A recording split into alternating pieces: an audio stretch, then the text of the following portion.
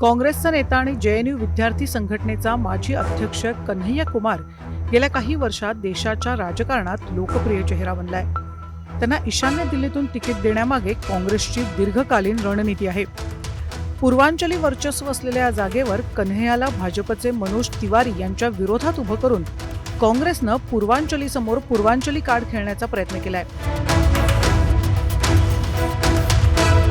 कन्हैया कुमारला बिहारच्या बेगुसराय लोकसभा मतदारसंघातून निवडणूक लढवायची होती, पण काँग्रेसला आघाडीत जागा मिळाली नाही. असं असलं तरी राजदला कन्हैया कुमार आवडत नाही असंही मानलं जातं. मात्र मोदी सरकारविरोधात उघडपणे बोलण्यासाठी ओळखला जाणारा युवा नेता कन्हैया कुमारचा राहुल गांधींवर चांगलाच प्रभाव आहे. मनोज तिवारींच्या विरोधात कन्हैयाला मैदानात उतरवण्याची रणनीती काय, तर असं मानलं जातं की काँग्रेस नेते राहुल गांधी यांनाही कन्हैया कुमारला निवडणुकीच्या रणांगणात उतरवायचं होतं आणि अशा परिस्थितीत कन्हैया कुमारला ईशान्य दिल्लीच्या जागेचा पर्याय देण्यात आला.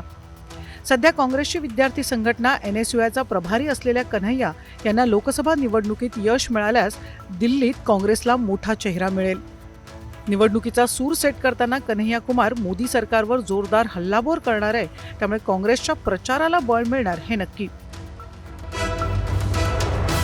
कोण आहे कन्हैया कुमार? तर कन्हैया कुमार हा काँग्रेसचा नेता असून पक्षाने त्यांना ईशान्य दिल्लीतून तिकीट दिलंय. कन्हैया कुमार जेएनयू विद्यार्थी संघटनेचा माजी अध्यक्षही आहे. त्यांच्या वक्तृत्व आणि आक्रमक वृत्तीमुळे ते देशाच्या राजकारणात काँग्रेसचा तरुण चेहरा म्हणून ओळखले जातात. 2019 मध्ये कन्हैया कुमारने बेगुसराय लोकसभा मतदारसंघातून निवडणूक लढवली होती. मात्र त्यांना भाजपच्या गिरिराज सिंह यांच्याकडून पराभव स्वीकारावा लागला.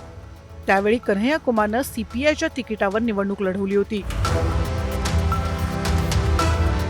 2021 मध्ये त्यांनी काँग्रेसमध्ये प्रवेश केला. सध्या ते काँग्रेसची विद्यार्थी संघटना एनएसयूआयचे प्रभारीही आहेत. कन्हैया कुमार विरुद्ध देशद्रोहाचा खटला अजूनही न्यायालयात आहे.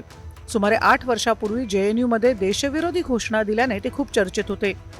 त्यामुळे असा आक्रमक चेहरा काँग्रेसनं थेट निवडणुकीच्या रिंगणात उतरवल्यामुळे ईशान्य दिल्लीची निवडणूक रंगतदार होणार हे नक्की. Bureau report, times now Marathi.